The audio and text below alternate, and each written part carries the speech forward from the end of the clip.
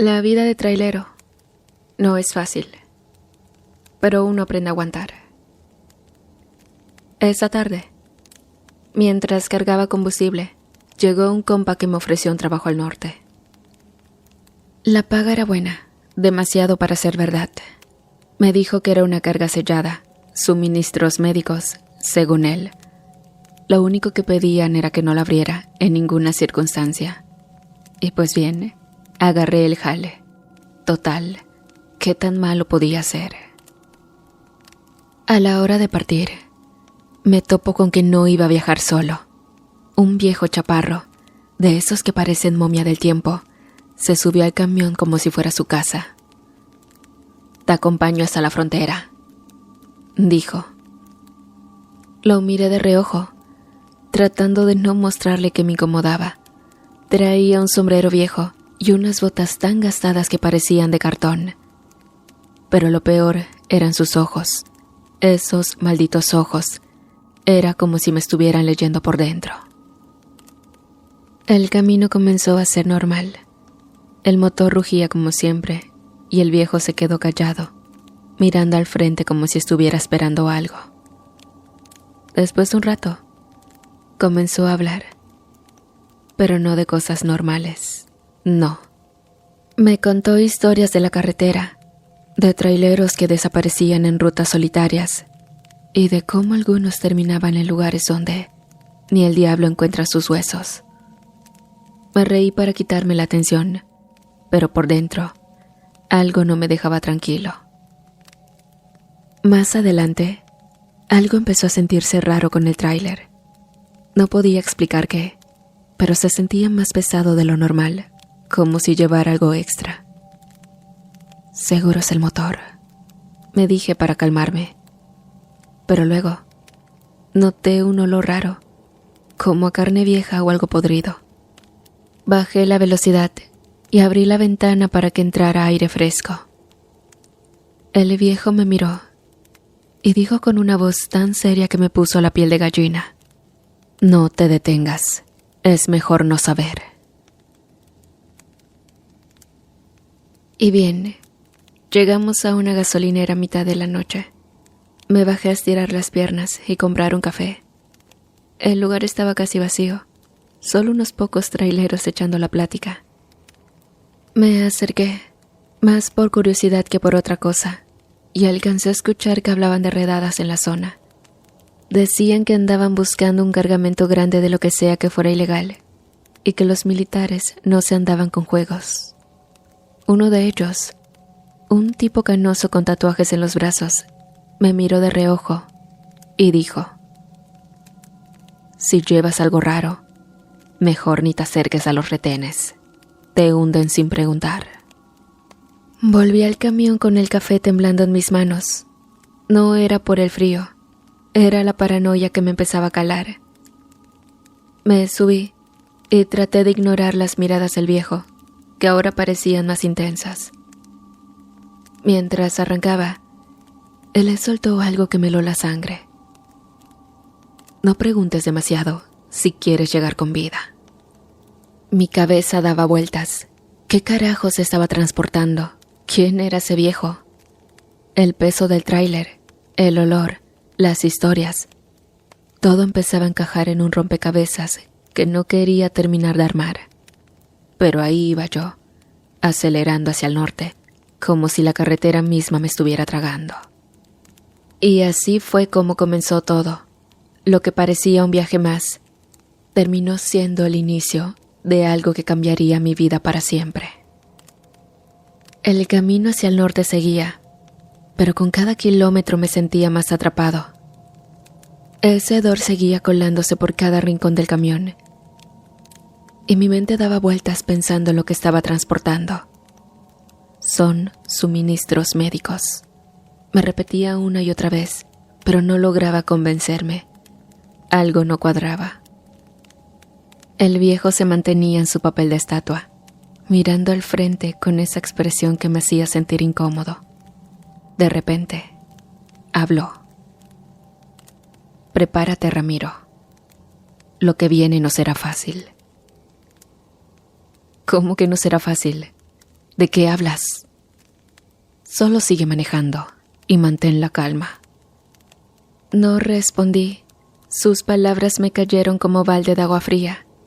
¿Qué carajos estaba pasando? Pero no tuve tiempo de pensar mucho. Unos kilómetros adelante, vi luces. Eran patrullas militares. Chingado, murmuré, sintiendo cómo el sudor empezaba a escurrirme por la frente. El retén militar estaba justo en la curva. Había al menos 2 vehículos y varios soldados apuntando sus armas hacia los autos que pasaban.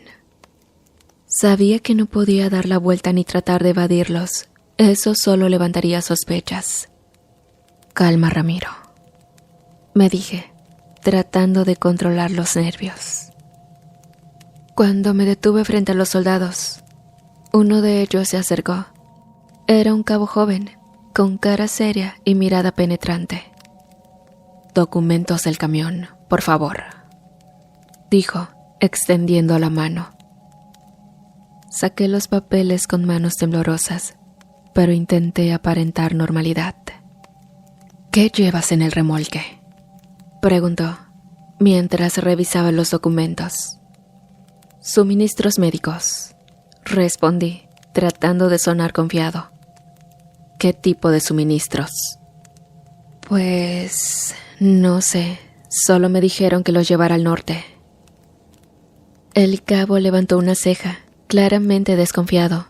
Miró hacia el remolque y luego llamó a uno de sus compañeros. «Revísenlo». Mi corazón se aceleró. «Espere, cabo, no es necesario. Los papeles están en regla». El cabo me ignoró. Los soldados ya estaban revisando el remolque, rompiendo los sellos de seguridad. Quise decir algo más, pero el viejo me puso una mano en el hombro y dijo: «Déjalos, Ramiro». «¿Cómo que los deje? Nos van a meter en un pedote». Y saben, el viejo no respondió, solo me miró con esa calma que me desesperaba. Entonces, escuché el sonido del candado cayendo al suelo y la puerta del remolque abriéndose. El hedor salió como si hubiera estado atrapado todo ese tiempo, golpeándonos a todos. «Dios mío», gritó uno de los soldados desde dentro del remolque. Otro se subió para ayudarlo y, al cabo de unos segundos, comenzaron a bajar los paquetes. Estaban envueltos en plástico negro y no hacía falta ser un genio para saber que aquello no eran suministros médicos. «Es droga», dijo el cabo, volteando a verme con una furia que me dejó helado. «No, yo no sabía nada, se los juro», grité, intentando explicar. Pero no me escucharon. Los soldados seguían revisando el remolque y de repente, uno de ellos encontró algo más. «Cabo, aquí hay un bulto raro». Lo siguiente que vi me dejó sin aliento. Sacaron un cuerpo envuelto en una lona sucia. El olor se hizo insoportable y uno de los soldados tuvo que cubrirse la boca para no vomitar. Al desenrollar la lona, apareció el cadáver de un hombre. Su piel estaba amoratada, llena de cortes y golpes. Sus ojos, aunque cerrados, parecían contar una historia de puro sufrimiento. «¿Qué es esto?», dijo el cabo, acercándose a mí con una furia descontrolada. «No, yo no sé nada, por Dios, que no sé nada». Mi voz se quebró y las lágrimas comenzaron a salir. Nunca en mi vida me había sentido tan impotente. Mientras me esposaban, noté que el viejo se había acercado al cadáver. Se arrodilló junto a él y empezó a murmurar algo. Sus palabras eran extrañas, como si fueran de otro tiempo, de otro mundo. Los soldados le gritaron que se alejara, pero él no se movió. «¿Qué carajos está diciendo?», preguntó uno de los soldados, apuntándole con su rifle. «No lo sé, pero más vale que lo detengamos», respondió otro. Yo no podía dejar de mirarlo. Susurraba esas palabras con una intensidad que me puso la piel de gallina. El aire alrededor se sentía diferente, más frío, más pesado. De repente, el cuerpo empezó a moverse. Primero fueron los dedos, luego las manos. Los soldados retrocedieron, confundidos y aterrados. «¡Está vivo!», gritó uno de ellos. Pero no era vida lo que había en ese cuerpo. Su piel comenzó a oscurecerse, volviéndose casi negra, y sus ojos se abrieron, brillando con un rojo intenso que parecía arder. Un viento helado recorrió el lugar, y todo se quedó en silencio por un momento. Luego, el cadáver se levantó por completo, como si algo lo hubiera poseído. No podía moverme. Solo podía mirar cómo esa cosa se erguía, dejando caer la lona que lo cubría. El viejo, con una sonrisa macabra en el rostro, dijo una última palabra que no entendí, y la criatura giró la cabeza hacia nosotros. Y saben, el terror que sentí en ese momento no se puede describir. Sabía que algo peor que la cárcel me esperaba, algo mucho más oscuro que acababa de despertar. El silencio que había caído sobre el retén era aterrador. El viento helado seguía soplando, y el cadáver, si es que aún podía llamarse así, estaba de pie frente a nosotros. Su piel se veía tensa, como si algo más estuviera intentando romperla desde dentro, y esos ojos rojos ardían con un odio que lava hasta los huesos. «Abran fuego», dijo el cabo, rompiendo el hechizo del miedo. Los soldados no lo pensaron dos veces. Las primeras ráfagas de disparos llenaron el aire, y yo me hice hacia atrás instintivamente, cayendo de rodillas junto al tráiler. El ruido era ensordecedor, pero lo más espantoso era que los balazos no le hacían nada a esa cosa. Vi cómo las balas atravesaban su cuerpo como si no fueran más que humo. Ni siquiera lo hacían retroceder. Simplemente seguía ahí, mirando a los soldados con una sonrisa que parecía sacada de una pesadilla. Uno de los militares, en un acto de desesperación, se acercó con un machete y trató de cortarle el brazo, pero la criatura fue más rápida. Con un movimiento brutal, le arrancó la cabeza de un solo golpe. La sangre brotó como un manantial, empapando el suelo y a los demás soldados. Quise gritar, pero no me salió ni un sonido. Estaba paralizado, viendo cómo esa cosa seguía avanzando, arrancando vidas con una facilidad que me revolvía el estómago. El cabo intentó organizar a sus hombres. «Rodeen al objetivo, apunten a la cabeza». Las balas siguieron lloviendo, pero la criatura era imparable.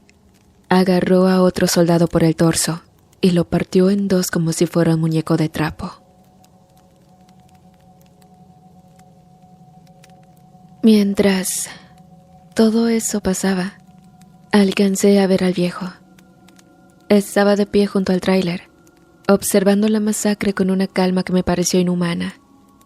Seguía murmurando algo, como si estuviera en trance, pero esta vez no eran palabras al aire.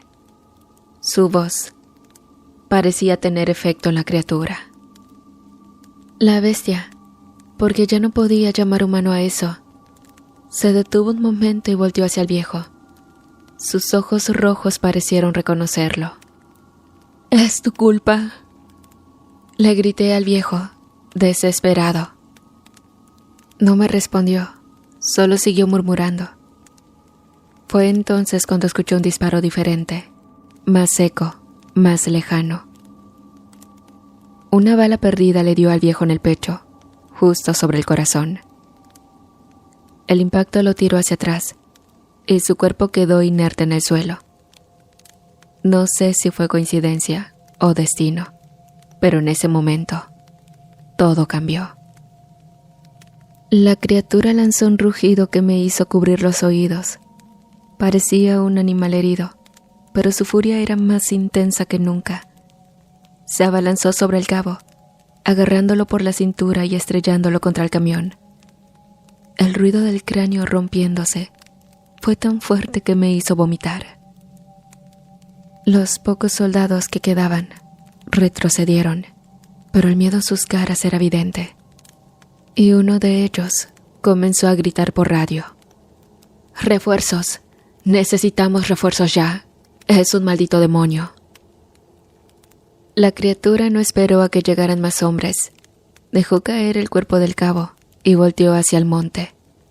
Con un salto imposible para su tamaño, desapareció entre los matorrales, dejando un rastro de sangre y muerte. Los soldados restantes, 2 muchachos jóvenes, no sabían qué hacer. Uno seguía hablando por la radio, pidiendo ayuda, mientras el otro se quedó parado, mirando hacia donde había huido la bestia.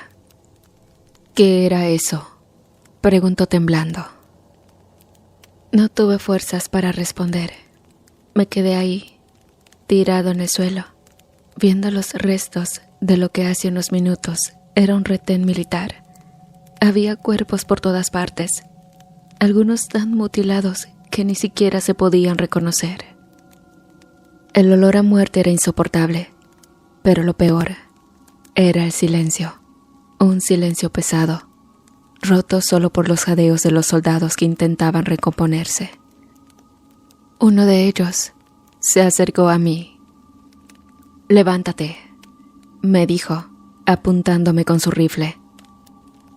«No sé nada, te lo juro, yo no sé nada». «¡Cállate!», gritó. El otro soldado lo detuvo. «Déjalo, tenemos problemas más grandes ahora».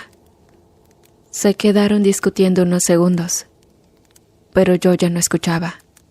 Mi mente estaba en otro lado, pensando en esa cosa que había salido del tráiler. No era humano, eso estaba claro. Y si el viejo tenía algo que ver con todo esto, entonces yo era un imbécil por haberlo dejado subir al camión.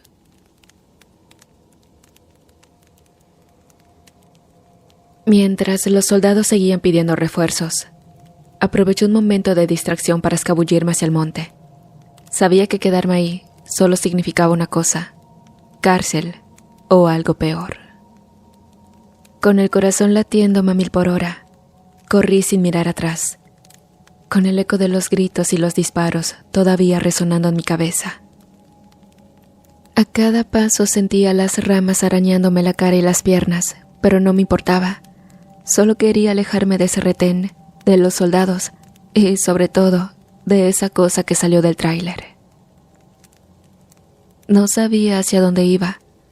Solo seguía corriendo entre los matorrales y la tierra suelta del monte. Mi mente estaba hecha un caos. ¿Qué demonios había pasado? ¿Qué era esa cosa? ¿Y por qué tuve que estar ahí? Me repetía esas preguntas una y otra vez. Cuando finalmente sentí que no podía más, me dejé caer junto a un arbusto espinoso. Mi respiración era tan fuerte que parecía que iba a explotar, y todo mi cuerpo temblaba como si estuviera en medio de un temblor.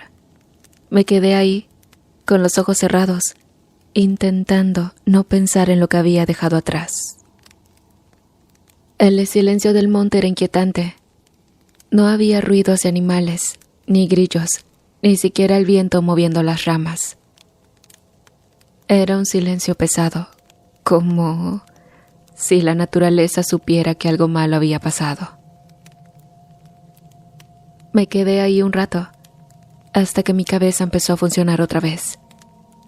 No podía quedarme en el monte para siempre. Tenía que buscar una salida, pero también tenía que cuidarme.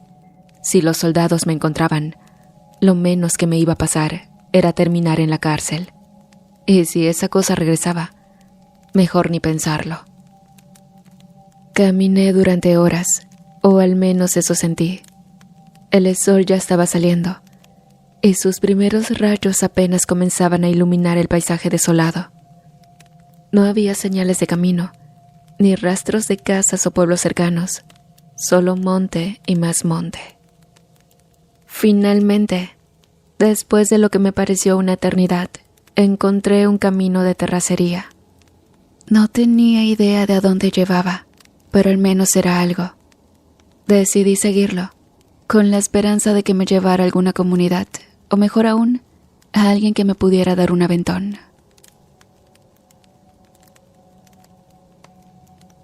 El primer vehículo que pasó fue una troca destartalada con una pareja de ancianos a bordo.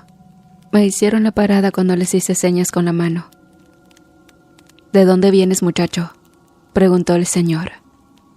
No podía contarles la verdad, así que improvisé. Me quedé sin gasolina en la carretera, jefe. Caminé todo el monte buscando cómo llegar a un pueblo. El viejo me vio con desconfianza, pero su esposa le susurró algo, y al final decidieron llevarme al siguiente poblado. Mientras íbamos avanzando, la señora comenzó a hablar. ¿Ya supiste lo que pasó anoche cerca de la carretera?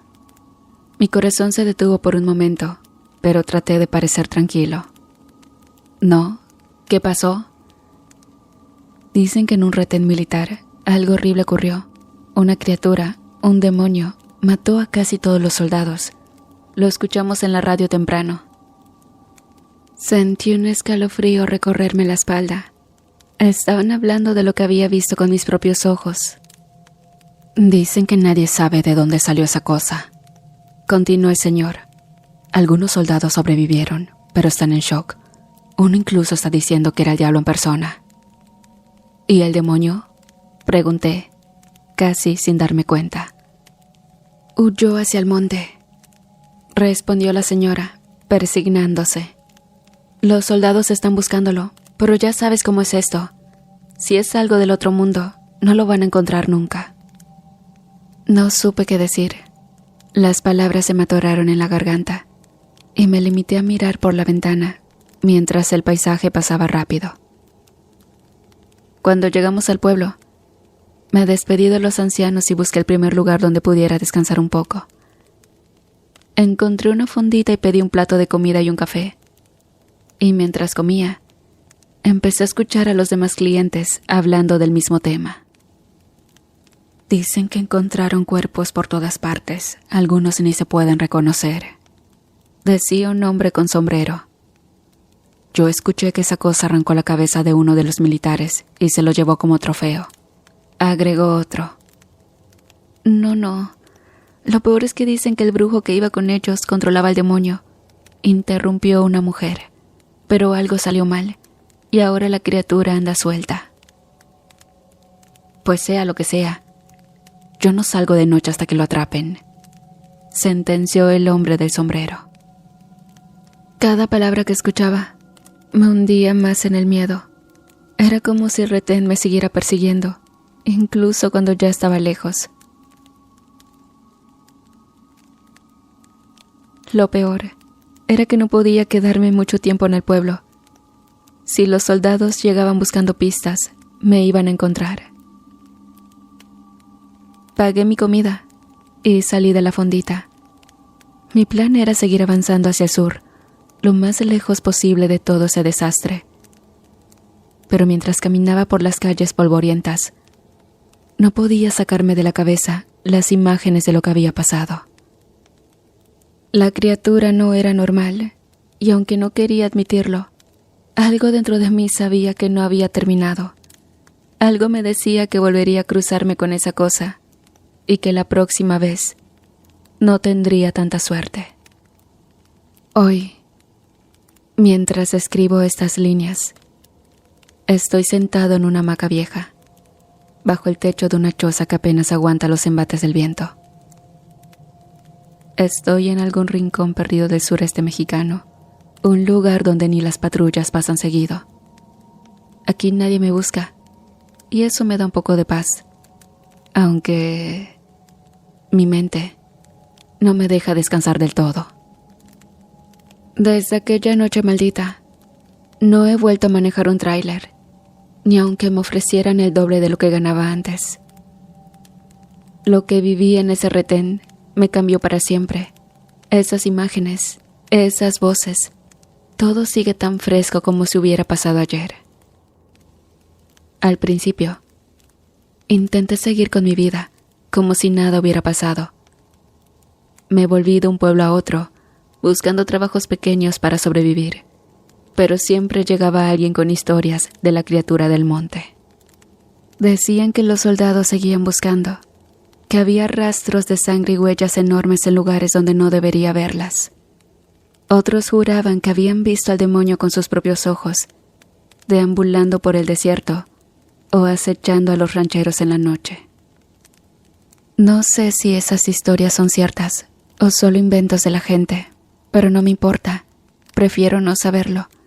Prefiero dejar todo en manos de Dios y que Él se encargue de esa cosa.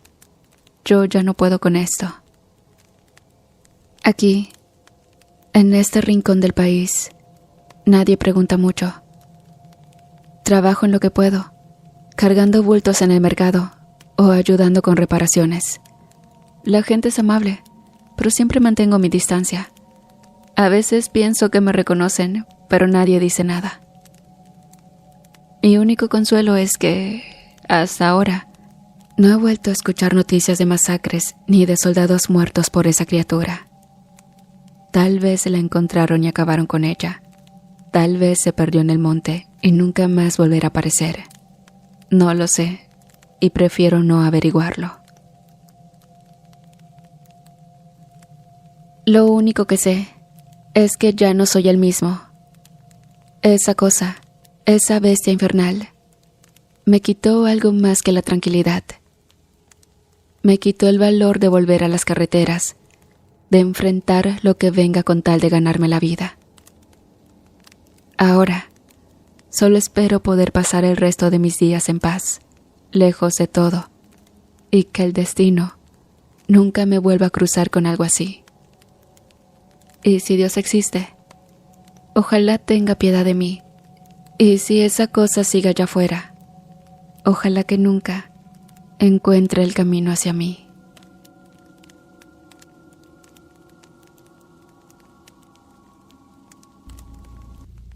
Todo empezó en nuestro pueblo, un lugar pequeño donde todos se conocen y donde los chismes vuelan más rápido que los pájaros. Lucía y Mateo eran una pareja de adolescentes como cualquier otra. Se veían a escondidas, se mandaban mensajes por las noches y soñaban con un futuro juntos. Pero todo cambió cuando Lucía me confesó, con la voz temblorosa y los ojos llenos de lágrimas, que estaba embarazada. Yo era su mejor amiga, su confidente, y aunque me asusté tanto como ella, traté de calmarla.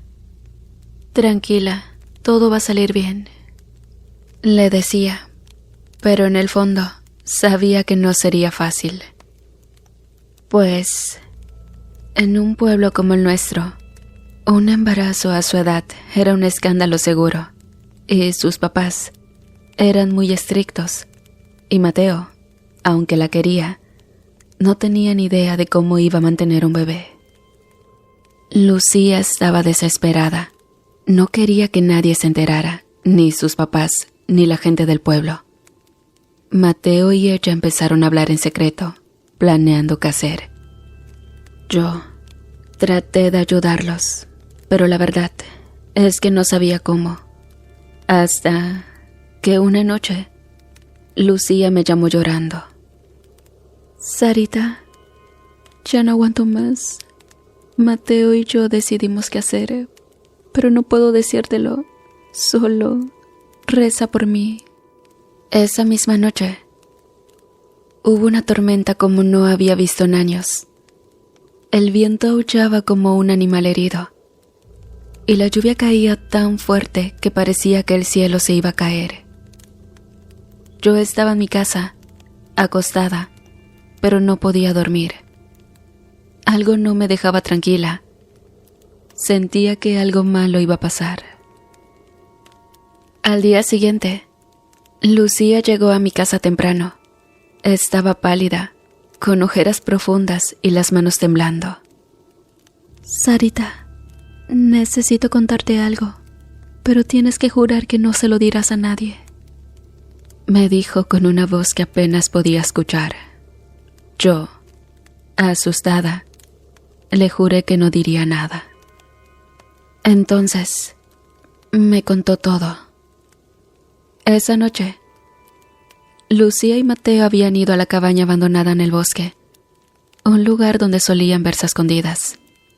Y es que Lucía había empezado a sentir dolores fuertes, y Mateo, asustado, la llevó allí porque no sabía qué más hacer.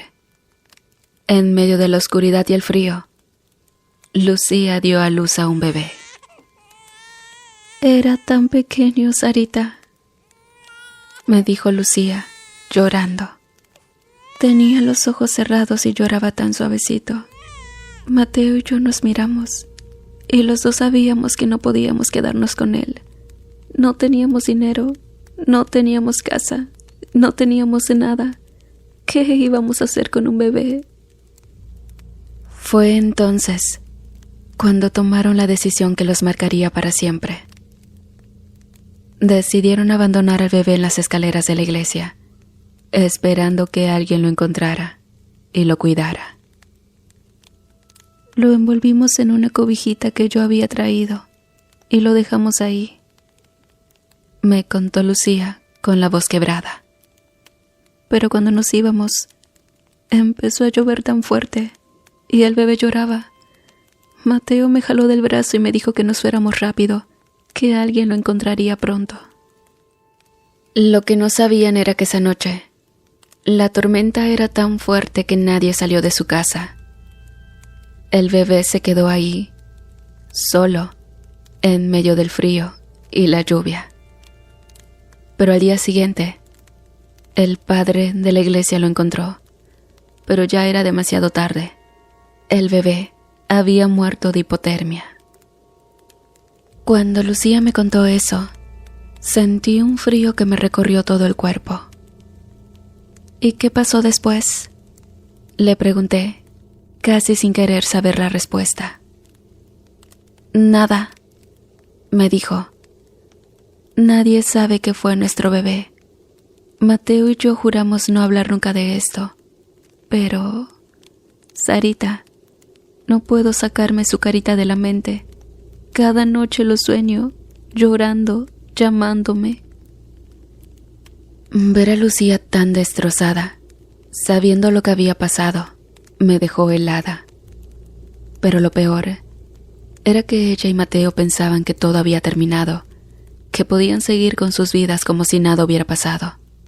No sabían que el bebé que abandonaron los iba a perseguir para siempre. Y así comenzó todo. Esa noche, mientras Lucía lloraba en mi hombro, yo no podía dejar de pensar en el bebé, en cómo había muerto solo, en el frío, sin que nadie lo cuidara. Y bueno, 10 años pasaron desde aquella noche en la cabaña abandonada. Lucía y Mateo se mudaron a la ciudad poco después de lo sucedido, como si huir del pueblo pudiera borrar todo lo que había pasado. Yo me quedé aquí, en el pueblo, pero siempre mantuve contacto con Lucía. Ella y Mateo se casaron, consiguieron trabajos estables y hasta compraron una casita en una colonia tranquila. Por fuera parecía que les estaba yendo bien, pero yo sabía que algo no estaba del todo correcto. Y saben, Lucía me llamaba de vez en cuando, y aunque trataba de sonar feliz, siempre había algo en su voz que me decía que no todo era color de rosa. Es que Mateo y yo ya no somos como antes, me confesó una vez. Es como si algo nos separara, pero no sé qué es. Yo sabía que ese algo era el secreto que cargaban, el bebé que abandonaron y del que nunca hablaban. Pero no quería mencionarlo, porque sabía que era un tema que les dolía demasiado. Un día, Lucía me llamó emocionada. Sarita, estoy embarazada, me dijo con una voz que no la había escuchado en años. Yo me alegré mucho por ella, porque sabía que siempre había querido ser mamá. Mateo y yo pensamos que esto nos unirá más, me dijo. Ya tenemos estabilidad, un hogar, es el momento perfecto. Yo le dije que estaba muy contenta por ellos, pero en el fondo no podía evitar sentir un poco de preocupación. ¿Y si el pasado les jugaba una mala pasada? Al principio, todo parecía ir bien. Lucía estaba feliz. Mateo la cuidaba mucho y hasta empezaron a preparar el cuarto del bebé. Pero luego, poco a poco, las cosas empezaron a ponerse raras. Una noche, Lucía me llamó asustada. «Sarita, ¿puedo contarte algo?», me dijo con una voz que me heló la sangre. «Claro, Lu, dime», le respondí, preparándome para lo peor. Anoche, Mateo y yo escuchamos algo raro. Comenzó a contarme. Era como un llanto, pero muy suavecito, como de un bebé. Pensamos que era el vecino, pero cuando salimos a ver, no había nadie. Y luego, hoy en la mañana, encontramos un sonajero viejo en la cuna. Un sonajero, Sarita. Nosotros no hemos comprado nada todavía, y ese sonajero no es nuestro. Sinceramente me quedé callada, sin saber qué decir. ¿Y Mateo qué dijo?, le pregunté finalmente. Él trató de calmarme. Dijo que tal vez lo habíamos comprado sin darnos cuenta, pero yo sé que no es así, me respondió. Y no es todo. Anoche soñé con un niño. Estaba parado en la esquina del cuarto, mirándome fijamente. No decía nada, solo me miraba con unos ojos tristes que no puedo olvidar. Esa conversación me dejó pensando mucho. ¿Sería posible que el bebé que abandonaron estuviera tratando de comunicarse con ellos? No quería asustar a Lucía, pero tampoco podía ignorar lo que me estaba contando. Las semanas pasaron y las cosas se pusieron peor. Lucía me llamaba casi todos los días, contándome cosas cada vez más extrañas. Ayer escuchamos pasos en el pasillo, como si alguien pequeño estuviera caminando, me dijo una vez. Y hoy encontré un osito de peluche viejo en la cocina. No es nuestro, Sarita. No sé de dónde salió. Mateo trataba de mantener la calma, diciendo que todo tenía una explicación lógica. Pero yo sabía que en el fondo, él también estaba asustado. Una noche, Lucía me llamó llorando. «Sarita, no aguanto más», me dijo. «Anoche el llanto fue tan fuerte que me despertó.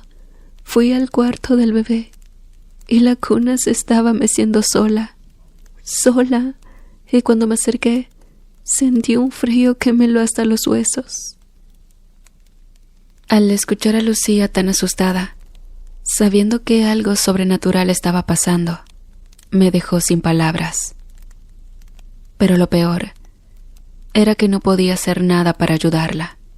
Solo podía escucharla y tratar de calmarla, aunque yo misma estaba empezando a asustarme. A pesar de todo, el embarazo de Lucía parecía avanzar con normalidad. Los doctores le decían que todo estaba bien, que el bebé estaba sano. Pero yo no podía dejar de pensar en el niño de sus sueños, en ese llanto que solo ellos escuchaban, en los juguetes que aparecían de la nada. Algo no estaba bien, y yo sabía que, tarde o temprano, tendrían que enfrentarlo. Y bien, el día del nacimiento del bebé de Lucía y Mateo llegó, y yo estaba tan nerviosa como ellos. Había viajado a la ciudad para estar con Lucía, porque sabía que necesitaba todo el apoyo posible. Desde que me contó sobre las cosas raras que estaban pasando, no podía dejar de preocuparme por ella. Pero ese día, todo parecía estar bien. Lucía estaba tranquila, Mateo la acompañaba en todo momento, y los doctores decían que el parto iba a ser normal. Cuando llegué al hospital, Lucía estaba en la sala de partos. Mateo me esperaba afuera, pálido y con las manos temblando. «Todo va a salir bien, ¿verdad, Sarita?», me preguntó, y yo le dije que sí, aunque en el fondo no estaba tan segura. Las cosas extrañas que habían estado pasando no me dejaban tranquila, pero traté de no pensar en eso. Horas después, los doctores salieron de la sala con caras serias. Mi corazón se detuvo. «Lo siento mucho», dijo uno de ellos. «El bebé nació sin vida. No sabemos qué pasó. Todo parecía estar bien durante el embarazo». No podía creer lo que escuchaba. Lucía y Mateo estaban destrozados. Cuando entré a la habitación, Lucía lloraba en silencio, abrazando una cobijita que había traído para el bebé. Mateo estaba sentado a su lado, con la mirada perdida, como si no pudiera procesar lo que había pasado. Yo no sabía qué decir, así que solo me acerqué y la abracé fuerte.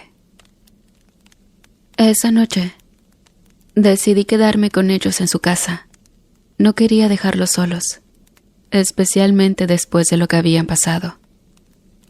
Lucía estaba agotada, tanto física como emocionalmente, y Mateo parecía estar en shock. Y bueno, los ayudé a preparar algo de cena, aunque ninguno de los dos tenía hambre, y traté de mantener la calma, aunque por dentro yo también estaba hecha un desastre. Pero lo peor estaba por venir. Ya era tarde, y todos estábamos tratando de dormir, cuando de repente escuchamos un ruido. Era como un llanto, pero muy suave, como si viniera de lejos. Al principio, pensé que era mi imaginación, pero luego vi que Lucía y Mateo también lo habían escuchado. «¿Qué fue eso?», preguntó Lucía con una voz que apenas podía escuchar. «No sé», respondió Mateo, pero se notaba que estaba asustado. El llanto se escuchó de nuevo, esta vez más fuerte. Parecía venir del cuarto que habían preparado para el bebé. Nos miramos los tres sin saber qué hacer. Finalmente, Mateo se levantó y dijo: «Voy a ver qué es». Lucía y yo lo seguimos, aunque ninguno de nosotros quería ir. El pasillo estaba oscuro y el llanto se hacía más fuerte con cada paso que dábamos. Cuando llegamos al cuarto del bebé, Mateo abrió la puerta lentamente y lo que vimos nos dejó helados. La cuna se mecía sola, como si alguien invisible la estuviera empujando, y en el rincón del cuarto había una figura pequeña y borrosa. No podíamos verla bien, pero parecía un niño, parado ahí, mirándonos fijamente. ¿Qué es eso?», preguntó Lucía con una voz que temblaba. No hubo respuesta. La figura se desvaneció en la oscuridad, como si nunca hubiera estado ahí. Pero el llanto seguía, ahora más fuerte, más desesperado. Mateo corrió hacia la cuna y la detuvo de golpe. «Esto no puede estar pasando», dijo, pero su voz sonaba más a miedo que a enojo. La cuna estaba vacía. Lucía se derrumbó en el suelo, llorando. «Es él, Sarita. Es nuestro bebé, el que abandonamos. Nos está persiguiendo». Yo no sabía qué decir. El miedo me tenía paralizada, pero sabía que tenía que hacer algo. Ayudé a Lucía a levantarse y la llevé de vuelta a su habitación. Mateo nos siguió, pero se notaba que estaba tan asustado como nosotras. Esa noche nadie durmió, y al pasar un par de horas el llanto regresó de nuevo, y no paraba. Aunque tratamos de ignorarlo, era imposible. Sabíamos que algo que no era de este mundo estaba con nosotros, y no había manera de escapar. Pero bueno, al amanecer, el llanto finalmente se detuvo, pero el miedo no se fue. Lucía y Mateo estaban destrozados, no solo por perder a su bebé, sino por lo que había pasado esa noche. Yo sabía que esto no era el final, que algo peor estaba por venir, pero en ese momento, lo único que podía hacer era estar ahí para ellos. Ver a Lucía y Mateo tan asustados, sabiendo que algo sobrenatural los perseguía, me dejó sin palabras. Pero lo peor es que no sabíamos qué hacer. ¿Cómo enfrentar algo que no podíamos ver ni entender? Lo que sí sabía era que el bebé que abandonaron no se había ido y que su espíritu estaba decidido a recordarles lo que habían hecho. Pero eso es algo que descubrirán más adelante, cuando ya fuera demasiado tarde para volver atrás. Después de aquella noche aterradora en la que el espíritu del bebé se manifestó, Lucía y Mateo ya no eran los mismos. El llanto no paraba cada vez que el sol se ocultaba, y cada vez los fenómenos paranormales eran más intensos. Me llamaban casi a diario, contándome cosas que me helaban la sangre. Anoche, las paredes del cuarto del bebé empezaron a sangrar, me dijo Lucía en una llamada, con la voz quebrada. Era como si la pintura se derritiera y de ahí saliera algo rojo, espeso, como sangre, y el olor Sarita era insoportable. Y la otra vez, Mateo me contó que había encontrado huellas pequeñas, como de un niño, por toda la casa. Aparecen en el piso, en las paredes, incluso en el techo. Me dijo, desesperado. No hay explicación para eso, y cuando las limpio, al rato vuelven a aparecer. Pero lo que más me impactó fue cuando Lucía me contó que había visto al niño. Estaba en el espejo del baño, me dijo, llorando.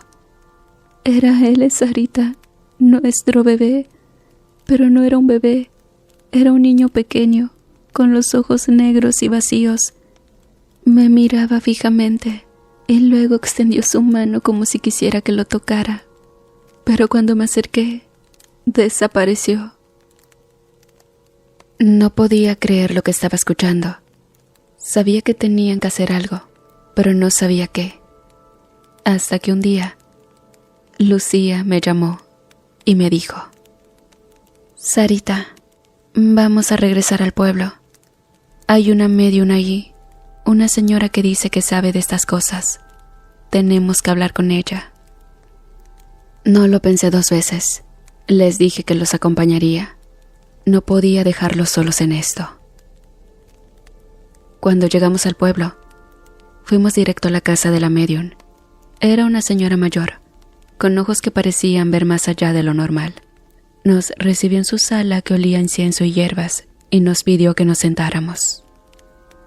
Ya sé por qué están aquí, nos dijo, antes de que pudiéramos hablar. El espíritu de un niño los está persiguiendo, ¿verdad? Lucía y Mateo asintieron, y la medium cerró los ojos, como si estuviera escuchando algo que nosotros no podíamos oír. Después de un momento, abrió los ojos y nos miró fijamente. El espíritu es de tu primer hijo, nos dijo, el que abandonaron hace años. Él no descansó, porque murió lleno de dolor y rabia. Ahora, cada vez que intenten tener otro hijo, él reencarnará en ese bebé para asegurarse de que nunca lo reemplacen. Es una maldición, y no se detendrá hasta que enfrenten su culpa y le den paz. Lucía y Mateo se miraron y vi cómo el miedo y la culpa se reflejaban en sus caras. ¿Y qué podemos hacer? preguntó Mateo. La medio nos explicó que tenían que hacer un ritual para liberar al espíritu. Pero es peligroso, nos advirtió. El niño está lleno de rabia y no querrá irse fácilmente. Si no lo hacen bien, el espíritu podría volverse aún más poderoso y vengativo. Y bien, nos dio instrucciones para el ritual, pero nos advirtió que debíamos prepararnos mental y emocionalmente. El espíritu los pondrá a prueba, nos dijo, y si no están listos, podría ser peor. Para iniciar el ritual, regresamos a la cabaña donde todo comenzó. Yo los acompañé, porque no podía dejarlos solos en algo tan fuerte. La cabaña estaba igual que hace años, vieja, abandonada, y con ese frío que te lava hasta los huesos. La medium nos esperaba ahí, con velas, hierbas y un montón de cosas que necesitábamos para el ritual. Tienen que enfrentar su culpa, nos dijo la medium mientras preparaba todo. El espíritu no se irá hasta que le pidan perdón de corazón y acepten lo que hicieron. Pero tengan cuidado. Él está lleno de rabia y no les pondrá las cosas fáciles. Lucía y Mateo asintieron, pero se notaba que estaban aterrados. Yo también tenía miedo, pero traté de mantenerme fuerte por ellos. El ritual comenzó. La medium encendió las velas y empezó a cantar en una lengua que no entendía. Lucía y Mateo se tomaron de las manos y cerraron los ojos, siguiendo las indicaciones de la medium. Todo parecía estar yendo bien, hasta que de repente el viento empezó a soplar fuerte, aunque no había ventanas abiertas. Las velas se apagaron de golpe y la cabaña se llenó de un frío que nos caló hasta el alma. Empezamos a escuchar risas, llantos y susurros que venían de todas partes. «No nos dejes. ¿Por qué nos abandonaste?», decía una voz infantil, pero no era dulce. Era raro, como si viniera del infierno. Los objetos en la cabaña empezaron a moverse solos. Una silla voló por los aires y se estrelló contra la pared. Las paredes empezaron a sangrar y el olor a podrido llenó el aire. Lucía y Mateo estaban paralizados por el miedo, pero la medium les gritó que no dejaran de pedir perdón. «Lo siento, mi amor, lo siento», gritó Lucía llorando. «Nunca debimos abandonarte. Te amamos y siempre te llevaremos en nuestro corazón». Mateo también intentó hablar, pero las palabras no le salían. De repente, el llanto se convirtió en un grito desgarrador y una figura pequeña y oscura apareció frente a nosotros. Era el niño, pero no era un niño normal. Sus ojos eran negros como el carbón y su boca se abría en un grito silencioso que nos helaba la sangre. Y bueno, en un momento de claridad, Lucía logró conectar con el espíritu. «Por favor, perdónanos», le dijo, con una voz llena de dolor. «Te honraremos siempre, nunca te olvidaremos». Por un segundo, todo se calmó. El espíritu dejó de gritar y la cabaña quedó en silencio. Pensamos que todo había terminado, que el espíritu finalmente descansaría. Pero entonces, el niño apareció de nuevo, con una furia que nos dejó sin aliento. «Perdonar, jamás», dijo, con una voz que no era humana. Fue entonces cuando Mateo cambió. Sus ojos se volvieron vacíos y su cuerpo se tensó como si algo lo estuviera controlando. «¿Mateo?», dijo Lucía, pero él no respondió. En lugar de eso, salió corriendo de la cabaña como si algo lo estuviera persiguiendo. «Mateo, espera», grité yo, pero ya era demasiado tarde. Él desapareció en la oscuridad del bosque y nunca más lo volvimos a ver. Lucía y yo nos abrazamos, llorando desconsoladamente. La médium nos miró con tristeza y dijo: «No hay nada más que hacer. El espíritu quería la vida de sus padres. Solo así descansará». Con el tiempo, Lucía no pudo soportar el peso de la culpa y el miedo. El espíritu de su hijo la seguía a todas partes, atormentándola día y noche. La internaron en un hospital psiquiátrico, porque ya no podía distinguir entre la realidad y las visiones que la perseguían. Yo la visitaba siempre que podía, pero cada vez estaba peor. «Él está aquí, Sarita», me decía, con los ojos llenos de lágrimas. «No me deja en paz, nunca me perdonará». Y así fue como terminó todo. Lucía nunca pudo vivir en paz, y Mateo desapareció para siempre. El espíritu de su hijo se llevó todo lo que amaban, y no hubo forma de detenerlo. Pero a veces, cuando estoy sola en la noche, todavía escucho ese llanto suavecito, como si el bebé estuviera allí, recordándome que algunas decisiones tienen consecuencias que nunca podremos escapar.